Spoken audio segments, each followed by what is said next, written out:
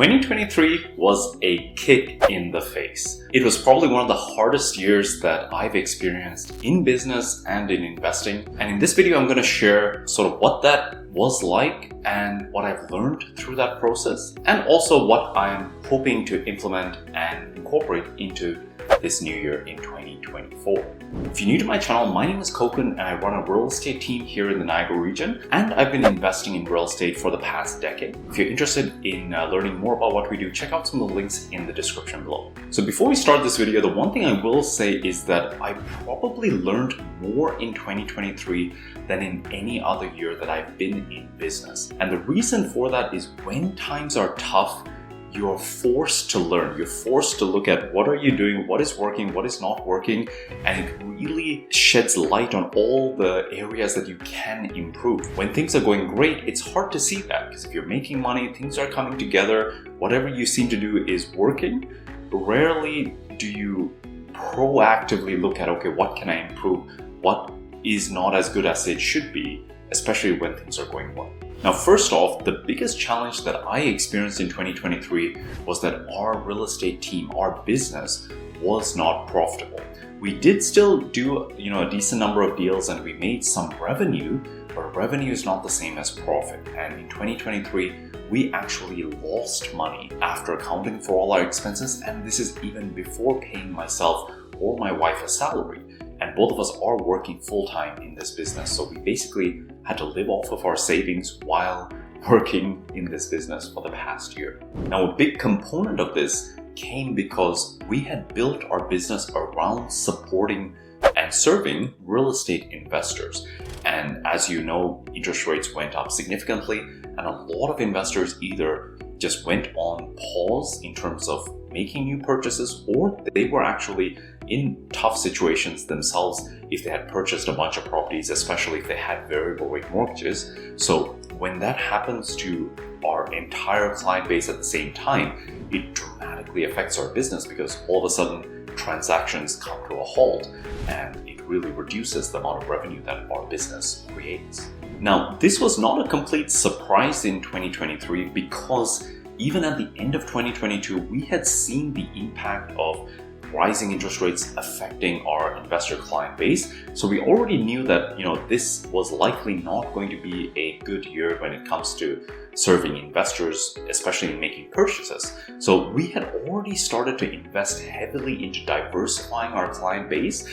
So we, signed up with different companies to set up, lead generation systems using Google advertising, setting up CRMs, hiring, in-house inside sales reps to follow up with those leads, to nurture the leads. We've even hired some coaches. So just to figure out all of what goes into working with typical buyers and sellers and building that as a pillar within our business. However, this was the first year that we had really gone heavily into it. We probably spent somewhere on the order of $100,000 between, the advertising costs, a marketing agency, coaches, and all the different aspects that go into this. And just in 2023, we did about 13 deals, which after the splits with my agents resulted in the team making roughly about $80,000 in revenue.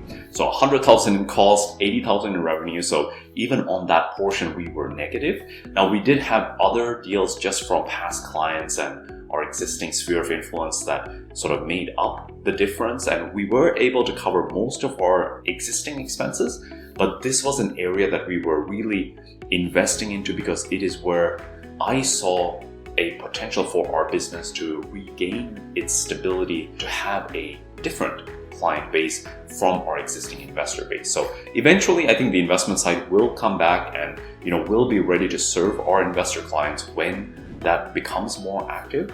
But in the meantime, I wanted to build up our business so that it had both legs, so to speak, so that, if one side was slow, we could still keep ourselves busy working with a different type of client. 13 deals out of roughly, we got about 3,000 leads through this lead generation system, which was pretty good, but our conversion rate was very low, relatively speaking. Now, again, it's our first year. We're still learning systems. We're still learning, what value can we provide upfront to the new customers who reach out. So it's part of the learning process. It's challenging, it's expensive, but part of learning is to go through that and to stick with it, to figure out all the different pieces that go into it until it does work. So 2023 was the year that we had to go through it, and it was a challenging sort of experience. And during this whole process, the one eye-opening thing for me was seeing our business not able to provide an income for my family and being forced to use our savings to cover our living expenses. That affected me on a personal level that I didn't know that it would. Like, there were moments during the year where I was feeling like a failure. I think a lot of my self-esteem and confidence was tied to this image I had of myself of a person who ran a successful team and, had the ability and skills to provide income for my family. And all of a sudden, when I was experiencing the reverse, where the business needed money, we needed to use our savings, and it couldn't provide for us, it was a very challenging time. And my wife has told me, like, there were days where I went to a pretty dark place, I would say, where there were those moments of feeling hopeless, feeling like a failure, and really feeling unsure of myself. And I will say that was some of the hardest times in this past year. More than even just, the reality of the situation, just being forced to confront that maybe I associated some part of my value to the external results that I had in my life, and it was definitely eye-opening to see that. Now, moving on to the investing side, I decided to sell some of the properties that I own. So I sold a piece of land for $180,000. I sold 2 of my student rentals, that one I owned with partners for 5 years and one I owned just personally for the past 8 years. And the decision to sell those properties were different, but the land, it was a free and clear property, so it was one way to pull some cash out of my real estate. The 2 rental properties did have mortgages, but I've owned them for some time, so they did have some equity, and they were just in an area where the property manager I had in that area quit. There wasn't really an easy way to find a new property manager for that specific type of rental. So I decided, I want to reduce some of the stress and the hassle of managing a student rental from afar. And it was a way to cash out and to make a bit of a profit. So now all 3 of these sales, even at the time I listed them for sale, the sale price was significantly lower than what I was expecting when I listed it. So a month or 2 prior to putting it on the market, my expectation, I already tried to be realistic, and the final sale prices were less than that. But in hindsight, the result was not as bad as it could have been given how much interest rates have increased. So in my opinion, prices should be lower based on how high interest rates went. But obviously the demand from immigration, people's maybe sentiment that real estate eventually will come back, has stopped prices from dropping as sharply as it could have. So, I'm overall happy with the result I was able to get from these sales. They weren't optimal, they weren't, the highest they could be, but they were decent results, and I'm happy to be able to, take some profits off of my real estate portfolio. So here's what I learned from these experiences in 2023. The first one for me was, you don't know your risk tolerance if you haven't lost any money.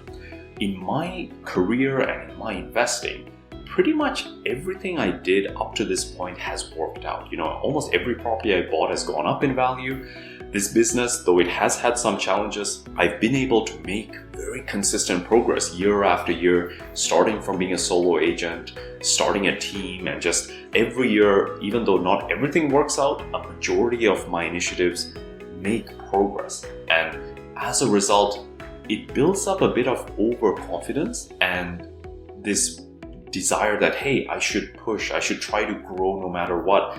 Taking on leverage is fine because what I'm going to do is going to work out. 2023 taught me that, not everything you do is going to work out. So having some caution in your approach is well worth it. I don't want to risk everything I have for that home run if it exposes me to going bankrupt or to really be in a tough spot. I would rather take a more measured approach where I'm taking a couple of swings where not everyone needs to work out, but if something does work, it will be a decent result, but I'm taking a bit more of a cautious approach as a result. The second thing I learned is that everyone sells the dream, but the results come in the trenches. And what I mean by that is when we started this lead generation and just so many things just in the past year, we were told this is going to work out great. This is going to be, like an instant success, or it's easy to do it.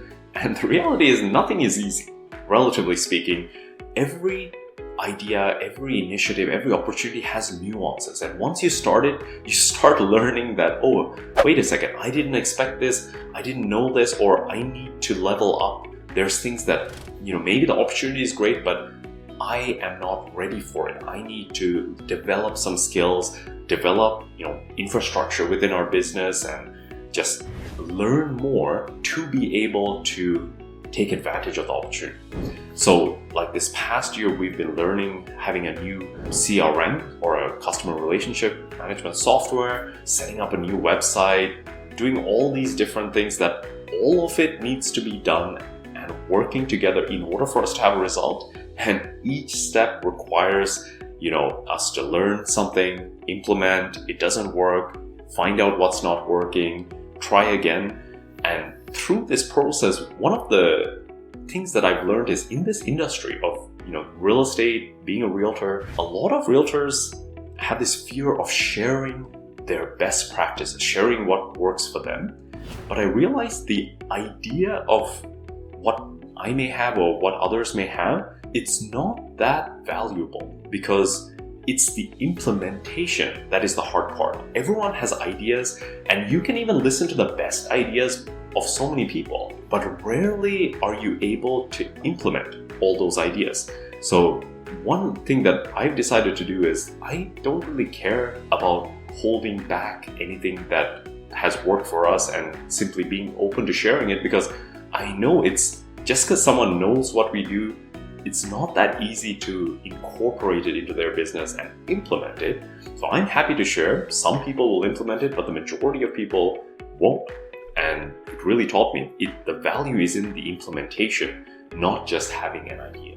And the third thing that I learned, and it's kind of related to the second point, is you need to have focus in what you do. If you have two great opportunities, pick one and give your 100% into it.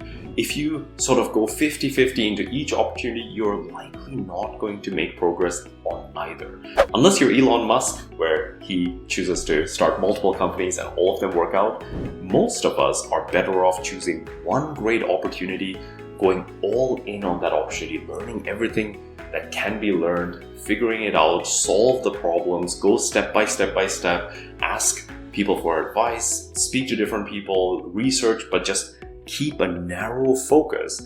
You're going to go much further than if you're, dabbling here, dabbling there, testing out this idea, testing out that idea. While it's good to sort of keep your options open, when you narrow in on an opportunity and you can really see if this has potential, then the hard work begins. Finding the opportunity is not everything. Opportunities rarely come pre-packaged. Here you go.